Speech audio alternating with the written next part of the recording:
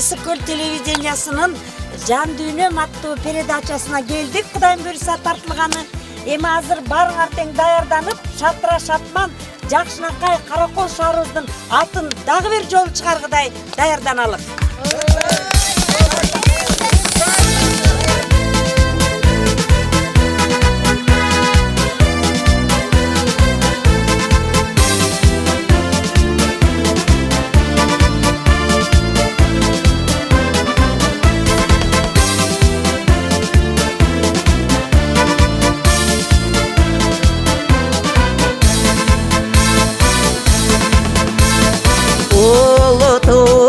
Жатқан жасанып, көксөгөн көп саға таңданып, жасы таңнан жашы шарымсың, бақыт өрін ырдап шаңданып. Кышты күнгі қош жүресінің, кенен ашқан бақыт ешігі, ойыныңда гүлдеп өсілі, қара қолым алтын бешігім, oyunumda gülde ve sölü, kara kolum altın beşiğim.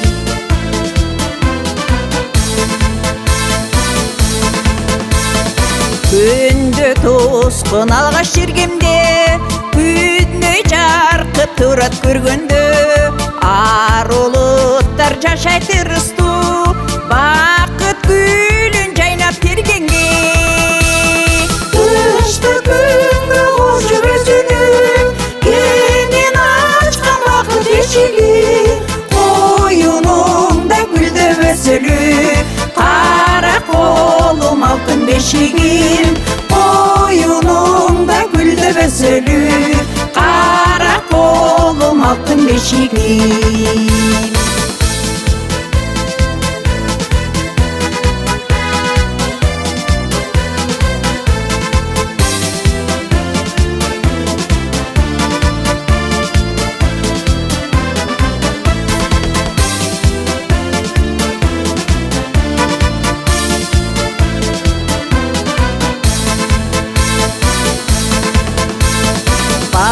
Жагыңды толор саймалап, аяк жагын толкун аймалап, сугун артып сага көктөгүп, ай жылдыздар келип байралап. Кышты күнгө кош жүрөсүнүн, кенен ачкан бакыт эшиги, коюнумда гүлдөп өсөлү, кара колум алтын бешигим, oyunumda gülдөп өсөлү, кара колум алтын бешигим.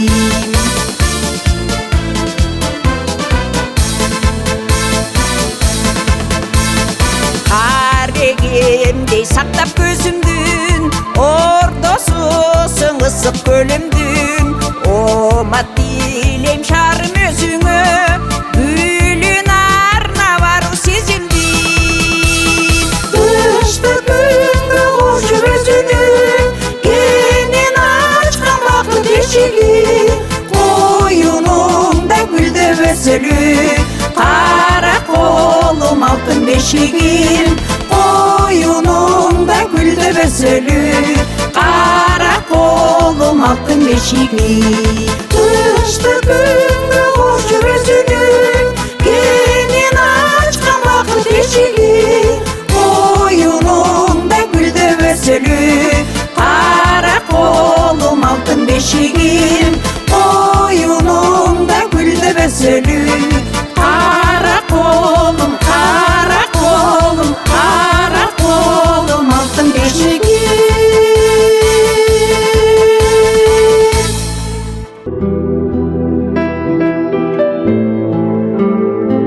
Биз бул ырдап жаткан Каракол алтын бешигим деген ырыбыз биздин Каракол шаарынын 150 жылдыгына арналып биздин көркөм жетекчибиз Жекшен Тагаевдин жазган ырынын премьерасын ошол шаарыбыздын 150 жылдыгына ырдап чыктык. Бул ырдын мааниси болсо улуу тоо Тянь-Шань тоолору, бийик тоолору, ак элечек кийген тоолору аймап жатат. Биздин Каракол шаарыбызды бир жагынан болсо Ысык көлүбүз толкуп жатат. Ушул шаардан эмне деген чөбөрөлөр, эмне деген улуу элдер чыккан, мына ошол жөнүндө даңк табырдайбыз. Эң жакшы биздин Каракол шаарыбыздын сулуулугун, тазалыгын, көчөлөрүндөгү шаркырап аккан суулар жөнүндө, Тянь-Шань тоолорунда өскөн арча кайыңдар жөнүндө ырдайбыз. Мына биз өзүбүздүн турган жерибизди ушинтип даңктап, эң сонун ырларды жазган биздин ушул ырды биринчи жолу ушул Шайыр апалар тобу ушулагында биздин көркөм жетекчибиз Жекшен Тагайып ушул шаарыбызга арнап жазган ырын премьера кылып ырдап даңктайбыз өзүбүздүн Каракол шаарын.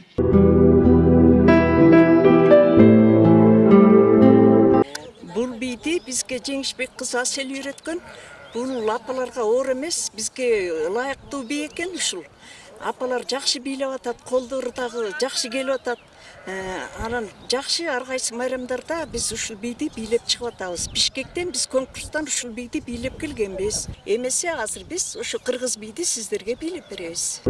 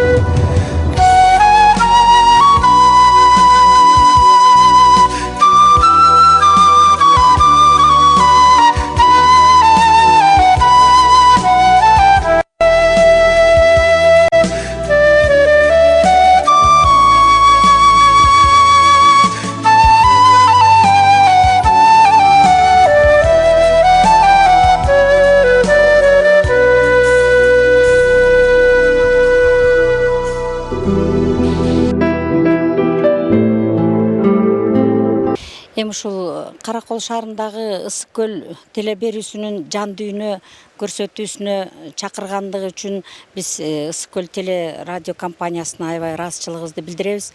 Бизди шыктандырып, мына Каракол шаарында түзүлгөн областыбыздын борборунда Каракол айымдары, шайыр апалар тобу ушул бүгүнкү жан дүйнө теле берүүсүнө катышып отурат.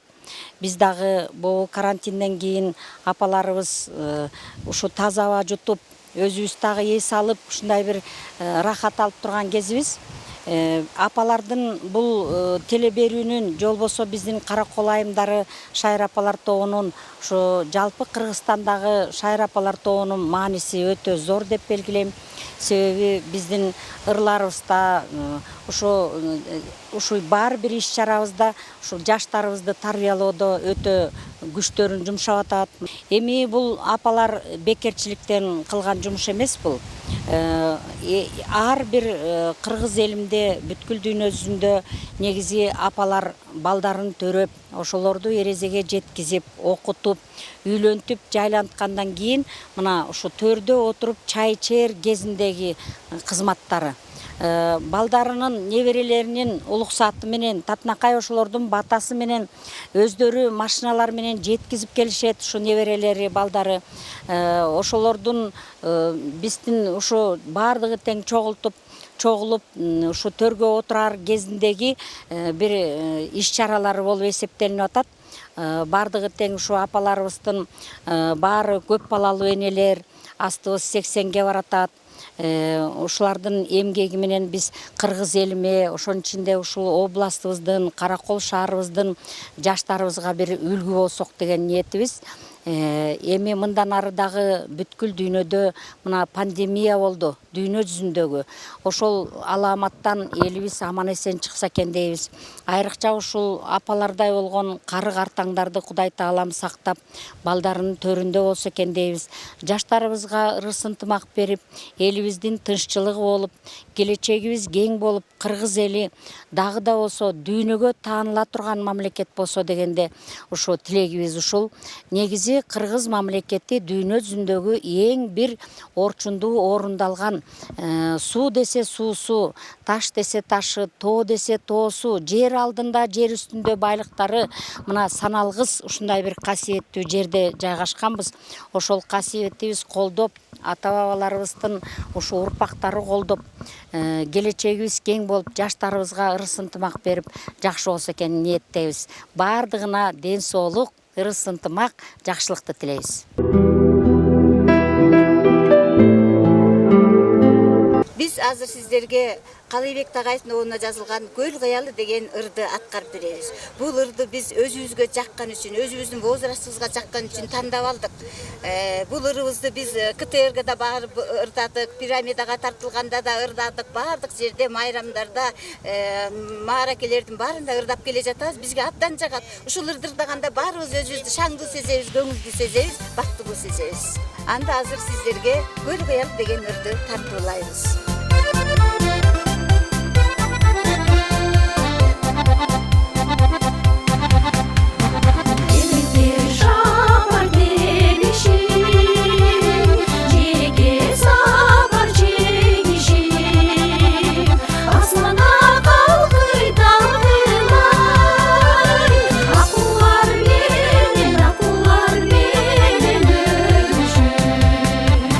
Asmanda kalkıy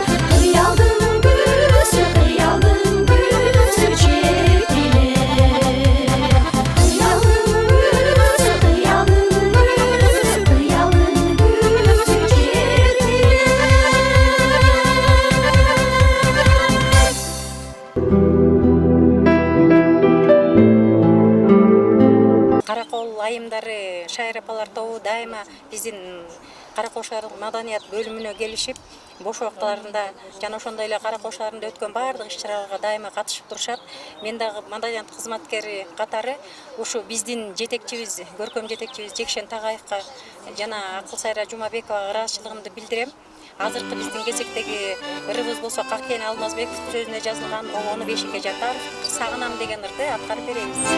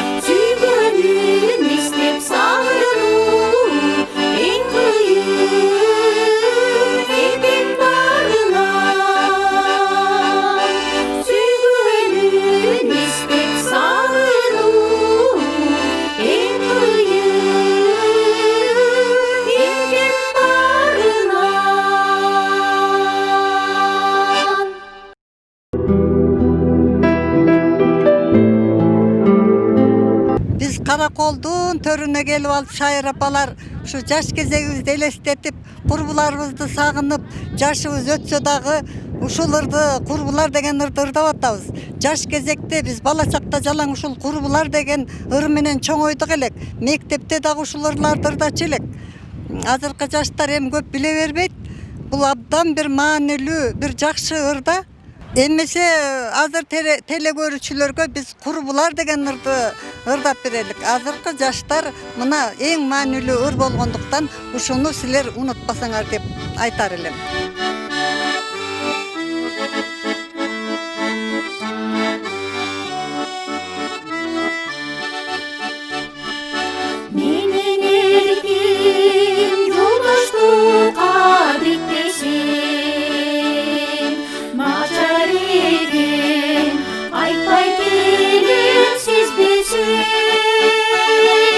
İçim caman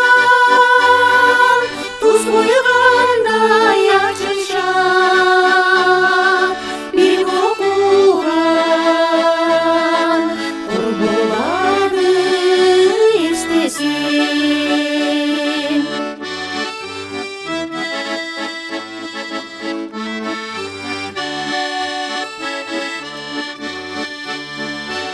естен кетпей талбе жаштын күлгөн ай естен кетпей борборунду түндөр ай жашы бүрдүн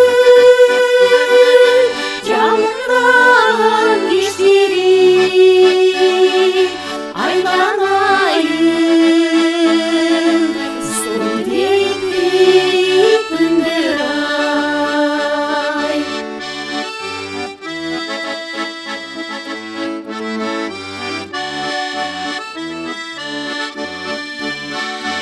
окусак да бир окууну каралып жүрсөк дагы бирге жүрдүк шаналып аягында турмуш башка иш башка учкан куштай туш туш жакка тарады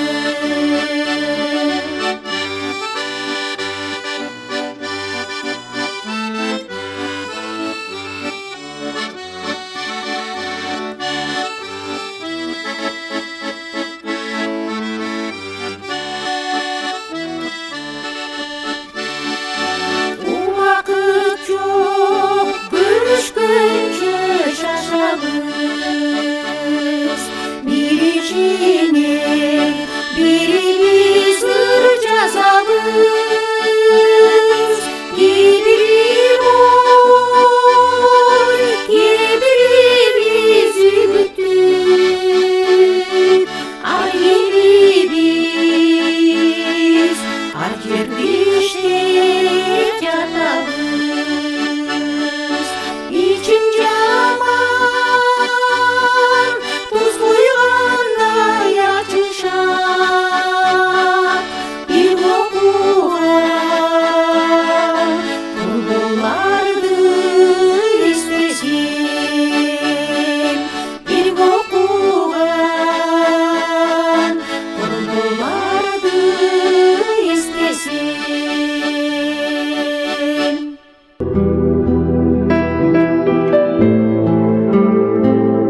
Каракол айымдары шайыр апалар тобу Ысык Көл областынын борбору болгон Каракол шаарындагы бирден бир коллектив болуп эсептелет. Бул республикалык шайыр апалар конкурстан өтүп, шайыр апа деген статуска ээ болуп келген адамдар. Эми булардын ушул ээ болуп келгенге чейинки жасалган иштер жөнүндө кичине кабарлар кылып кетейин. Бул апалар өмүр бою эл чарбачылыгынын ар кайсы тармагында иштеп жүргөн адамдар. Мугалимдер бар, өкмөттүк кызматта иштеп жүргөндөр бар, үй дома хозяйка деген сыяктуу. Андан кийин булардын ошол балдарын чоңойтуп ушул жашка келгенге чейинки ар бир күнү өтө чоң эмгек менен өткөн адамдар. Андан кийин булардын башын бириктирдик. Акыл Сайра Жумабекова экөөбүз.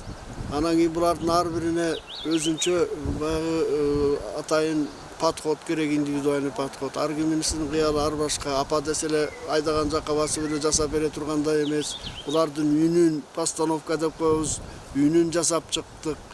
Кебете кешпирлерин сахнанын ары бери басканын, ар бир ырдын ар биринин сөзүнө мамиле жасап ырдоонун баарын тең үйрөтүп бүткөндөн кийин анан кийин сиздин астыңыздарга чыгып отурат. Буга чейин көп эмгек бар астыда болгон. Эми Кудайга шүгүр, булар азыр шаардын маданий иш-чараларына такай катышат. Андан тышкары жаштарды тарбиялоодо булардын ар бир өзүнчө мектеп. Ушу жашка чейин баланчадан баланы өстүрүп чоңойтуп турмуш жолуна салгандан кийин булар өзүнчө школада. Анан булардын ар бир ушул айткан сөздөрү тарбиялык мааниси бар сөздөр. Мен өзүм угуп отуруп ыраазы болуп калам буларга. Анан эми келечекте дагы булар ден соолук болсо, эл журт аман эсен болсо, шаардын ийгилигине, маданий тармагына ар дайым өзүлөрүнүн салымын кошо берет деген тилектемин. Ошону тилейт элем.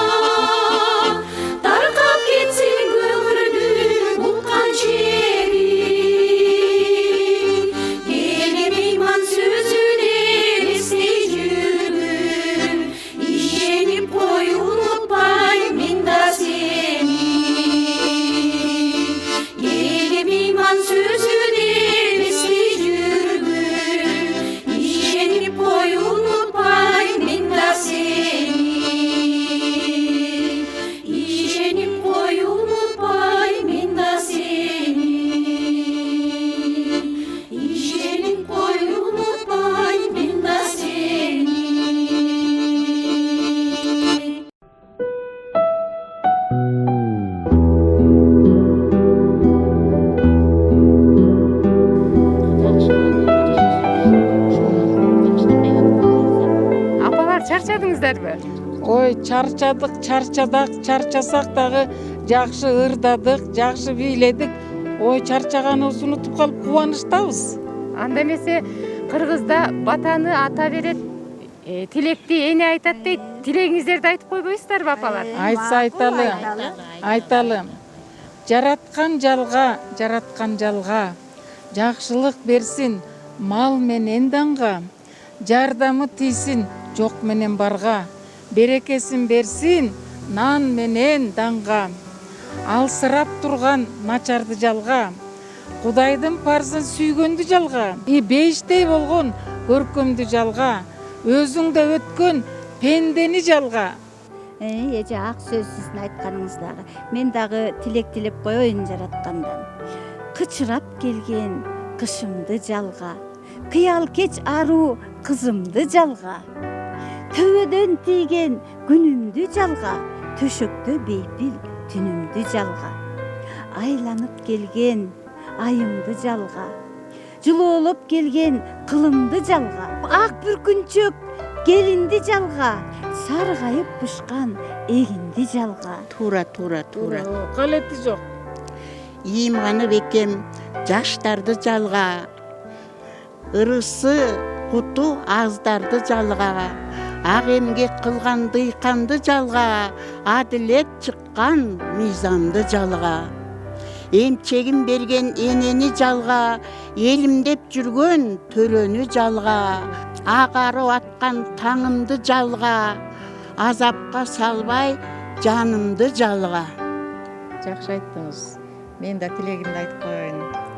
Асмандан жааган жамгырды жалга.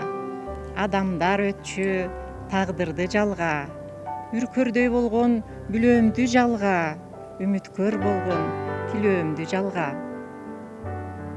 Жардамын берген жакшыны жалга. Жалпыга күйгөн башчыны жалга. Кайыштырбай калкымды жалга. Кажемдеп келген салтымды жалга. Туура айтасыңар. Ошол сөздөрдүн калети жок. Жетилип өссүн жетимди жалга. Жетимди баккан жесирди жалга. Элимди жалга, журтумду жалга. Эзелден келген уркумду жалга. Алыста жүргөн элимди жалга. Периштем колдоп жүрсүн деп жалга. Жараткан теңир бир өзүң гана. Жалгыздын жарымы бир өзүң Алла. Рахмат апалар. Тилегиңиздер кабыл болсун. Айтканың келсин.